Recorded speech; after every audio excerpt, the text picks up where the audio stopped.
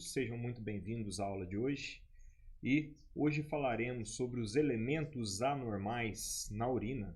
Semana passada nós tivemos aquela aulinha que falamos das propriedades físicas da urina e hoje voltaremos aí ao assunto que é a segunda etapa da análise de urina. Espero que gostem e já convido vocês aí a conhecer o canal do Bravo, se inscreverem para ter acesso a esse e muitos outros conteúdos da área de saúde. Mas vamos lá, sem enrolação.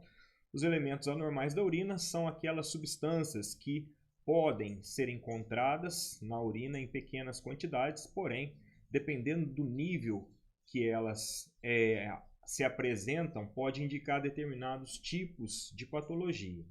E a primeira coisa que temos que ter em mente com relação a esses elementos anormais é o exame da fita de urina, que é o reagente utilizado para fazer a parte química da urina, que seria esses exames. Então, o que nós temos que ter noção em relação à fita de urina, que vai ser o nosso reagente base para fazermos a aula? Ele é um reagente que é baseado em uma fita, tá?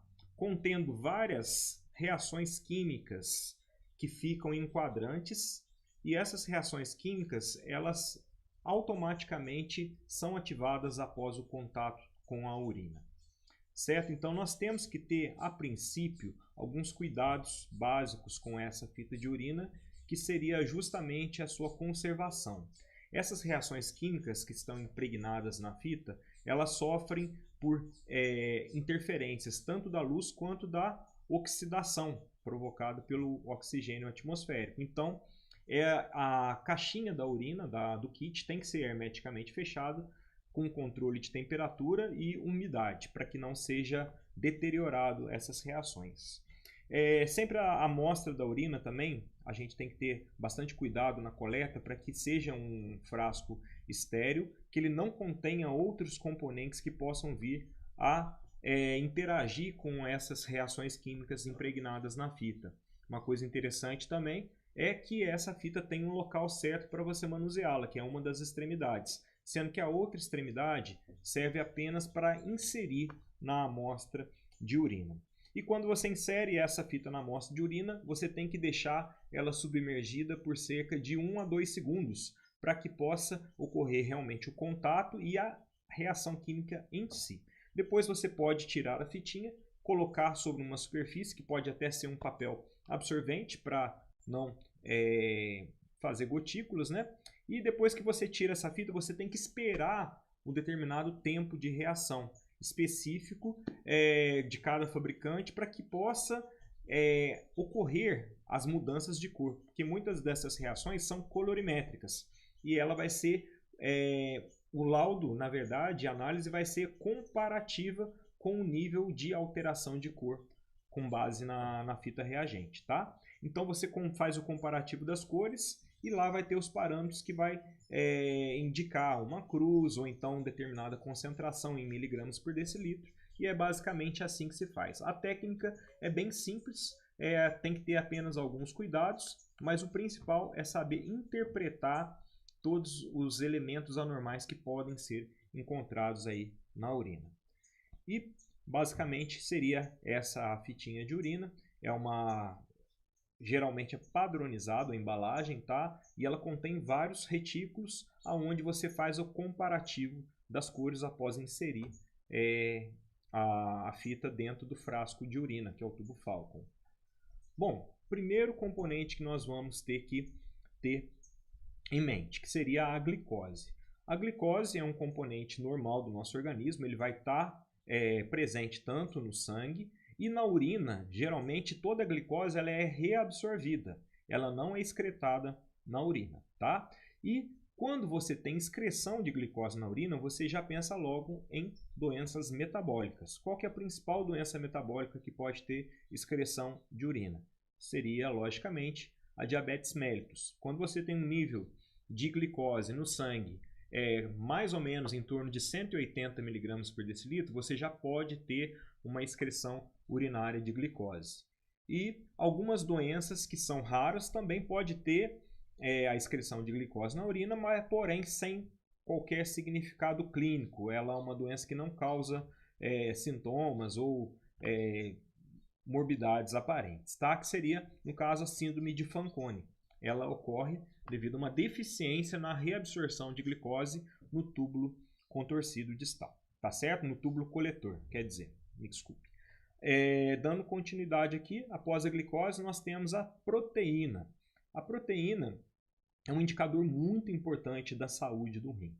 Quando você começa a eliminar proteína na urina, significa que você pode ter um indício de uma doença glomerular, que é a estrutura renal formada ali pelos néfrons, né, os glomérulos, que é a estrutura de filtração primordial do rim.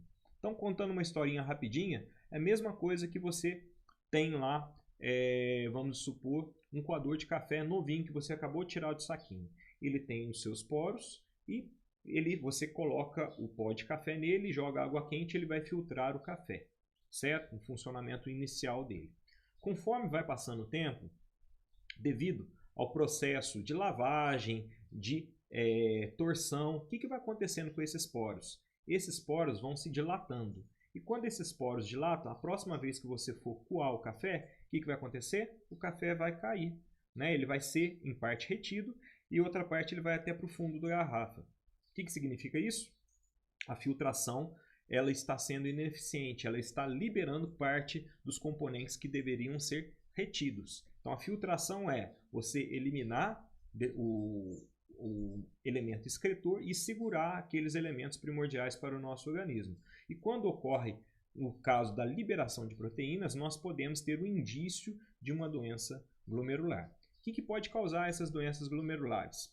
Por exemplo, uma insuficiência renal que vem se instalando devido ao aumento significativo da pressão arterial ao longo dos anos. É a pressão, né, de uma certa forma, sendo exercida nos vasos, nos microvasos renais dos néfrons, né, nas arteríolas aferentes do glomérulo, e faz com que ocorra uma lesão que vai se expandindo a ponto de começar a liberar essas proteínas na urina, que indica que seria já um indício de doença renal. Então, ficar bem atento a isso. Com relação às gestantes, a presença de proteínas na urina é um sinal de alerta com relação ao quadro de eclâmpsia, que seria uma urgência em obstetrícia. Com relação às cetonas, que é um outro elemento anormal, também bastante encontrado na urina, né? E ela tem uma relação bastante próxima ao metabolismo energético. Então, até coloquei aí como um parâmetro de comparação. Quando você precisa de energia, a célula precisa de energia, o que ela faz? Ela pega a glicose que está na circulação e transporta ela para dentro da célula, através dos receptores, né? E ali a célula vai começar a realizar o seu ciclo de metabolismo a fim de dar andamento em todas as suas funções fisiológicas celulares. Porém, nós temos aí alguns casos em específico que esse metabolismo energético pode ser comprometido devido a uma doença, por exemplo, diabetes, no caso, a cetoacidose diabética. O que aconteceria? A glicose nas pessoas que têm diabetes, ela tem uma dificuldade de entrar dentro da célula. Logo, a célula vai ficar literalmente com fome e vai precisar produzir energia por uma via metabólica alternativa. Qual que seria essa via metabólica alternativa? Seria a quebra de moléculas lipídicas para gerar energia a partir delas. Só que tem como efeito colateral essa via metabólica alternativa a produção de corpos cetônicos. E esses corpos cetônicos são solúveis na urina e detectáveis na urina. Então, quando você tem um quadro, por exemplo, de síndrome metabólica, uma acidose metabólica, por exemplo, você pode ter a presença de cetoácidos na urina, que seriam esses corpos cetônicos. Também uma coisa que pode ocorrer, que leva à produção de cetona na urina, seria febre, o quadro febril, que é uma coisa que nem sempre ocorre, os livros relatam, né, mas podemos fazer uma correlação muito boa, principalmente com crianças que chegam para fazer exame de urina, que tiveram uma febre recente, e você pode verificar que o exame de urinas dela, apesar de estar aparentemente normal, tem a presença desses corpos cetônicos, que pode ser devido a uma febre, seja por uma infecção viral, uma infecção bacteriana, enfim. Então a febre também pode liberar corpos cetônicos. Já um outro elemento anormal, que também é normal do organismo, seria o urobilinogênio. O urobilinogênio é um pigmento, tá, de origem biliar, tá, que faz parte da coloração da urina e faz parte também da coloração das fezes.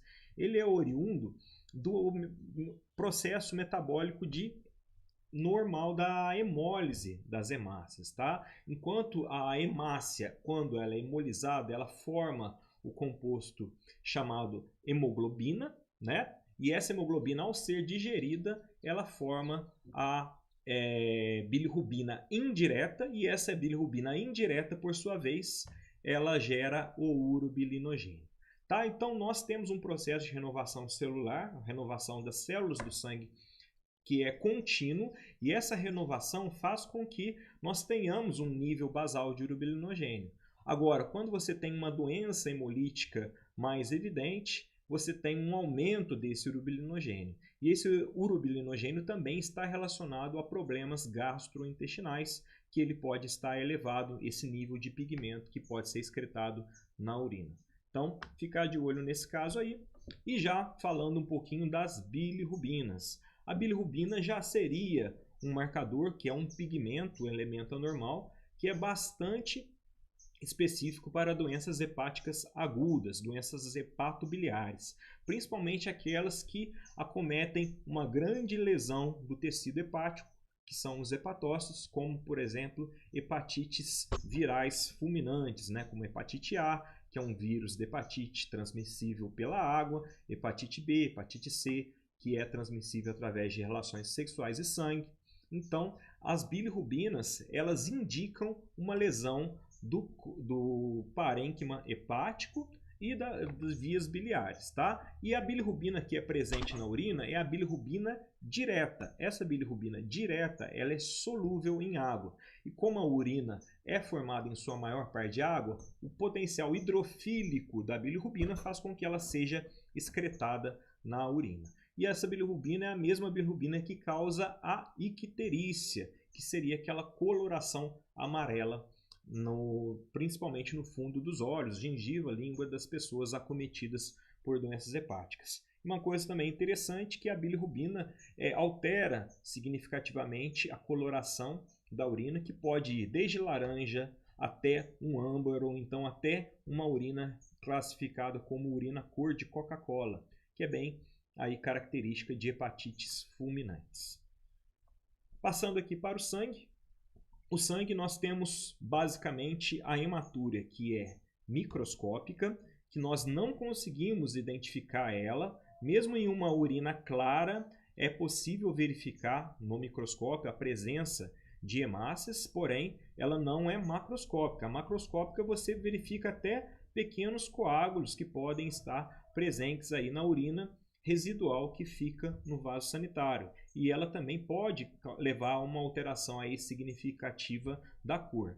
E essa hematúria, essa presença de hemácias, pode ser devido a qualquer uma das 4 regiões anatômicas que compõem o nosso trato gênito-urinário, nosso trato urinário, que seria a uretra, a bexiga, os ureteres e os 2 rins, certo? Então, quando você tem qualquer tipo de lesão que leve a pequenos sangramentos ou a grandes sangramentos, esse sangramento vai ser trazido pela urina e logo ele vai ser detectado pela fita reagente de elementos anormais, que tem uma análise específica para isso.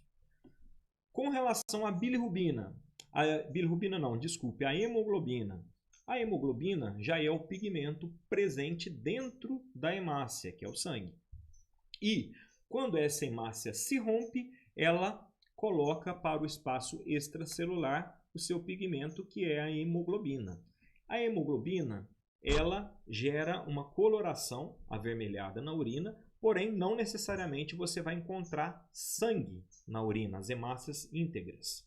Então, a correlação da bilirrubina geralmente está relacionada a quadros hemolíticos, seja quadros hemolíticos autoimune, seja quadros hemolíticos provocados por determinados medicamentos e até um quadro hemolítico relacionado a um acidente ofídico. Por exemplo, uma cobra cascavel faz uma picada numa pessoa e ela injeta o veneno que causa hemólise de suas hemácias. Então você vai eliminar hemoglobina na urina. Então nem sempre que você tem hemoglobina na urina, necessariamente você tem hemácias na urina, e geralmente são casos bem específicos, tá? Com relação aos leucócitos, os leucócitos são células de defesa. Porém, quando eles são encontrados na urina, eles deixam de se chamar leucócitos e passam a ser chamados de piócitos, tá? E da mesma forma que a hemácia, ela pode ser localizada em qualquer um dos 4 principais componentes que fazem parte do nosso trato urinário, os leucócitos também podem estar envolvidos em qualquer processo inflamatório ou processo infeccioso que acometa a uretra, a bexiga, os ureteres ou os rins. Dessa forma, se você tem um processo inflamatório que faz com que os leucócitos saiam do sangue e vão para o tecido, ou seja, ocorre a diapedese, que é a passagem do leucócito do sangue para o tecido, você pode ter uma presença maciça de leucócitos na urina. E dependendo da gravidade dessa infecção, ele pode estar numa quantidade muito superior ao que pode ser normalmente encontrado, fazendo com que, inclusive, o aspecto da urina fique bem opaco. E quando você faça a centrifugação do material, você vê uma grande camada de piócitos, tá? Agora, uma coisa que temos que tomar cuidado com relação aos leucócitos é que nem sempre que você tem uma quantidade grande de leucócitos na urina, necessariamente tem uma infecção, tá? Existem processos inflamatórios autoimunes, existem processos infecciosos virais, existem processos traumáticos. Então, o médico, às vezes, ele correlaciona o piócito à presença de bactérias e pode ser esses outros diagnósticos diferenciais. Então, nós, como analistas, temos que ter em mente que existe essa questão do diagnóstico diferencial e também os exames de sedimentoscopia que vão complementar o laudo. Então, o último aspecto aqui dos elementos anormais que nós verificamos na urina seria justamente o nitrito. Este sim é característico de infecção urinária. Por quê? A urina ela é composta por substâncias nitrogenadas, em sua maioria, tá? Então existe uma grande quantidade de ureia na urina e essa ureia é composta por moléculas de nitrato. E a bactéria nitrificante, que são bactérias que possuem enzimas que transformam o nitrato em nitrito, geralmente são aquelas que causam a infecção urinária, principalmente o grupo coliforme, tá? Sendo o principal representante a Escherichia coli. Então, ela pega o nitrato presente na molécula dos nitrogenadas da urina e transforma esse nitrato em nitrito. E a fita de reação ela vai detectar a mudança deste parâmetro, indicando que você pode ter na microscopia uma grande presença de bactérias, principalmente aquelas bactérias conhecidas como gram-negativo do grupo coliforme. E como conclusão aqui, nós podemos ter que o exame de urina ele é um conjunto de exames que começa desde a parte do exame físico, que nós já tivemos contato semana passada. Hoje nós estamos realizando aqui, destrinchando a parte da análise química da urina, vendo todos os elementos anormais. Para quê? Para na nossa próxima semana poder pegar todo esse material, fazer um compilado e relacionar com a sedimentoscopia urinária, que aí sim nós podemos fechar o exame de urina, que é um dos exames mais importantes, porque ele não apenas identifica eventuais patologias do sistema urinário, ele pode também identificar situações, patologias que ocorrem em geral no nosso organismo, situações metabólicas, autoimunes, inclusive situações que podem remeter a tratamentos especializados. Então, o exame de urina é muito importante. Então, pessoal, aguardo vocês na próxima aula e, por favor, considere se inscrever no canal do Bravo, porque este conteúdo é apenas uma parte de tudo que está para vir aí em relação à educação e saúde. Espero que vocês tenham gostado. Aquele grande abraço, valeu, falou!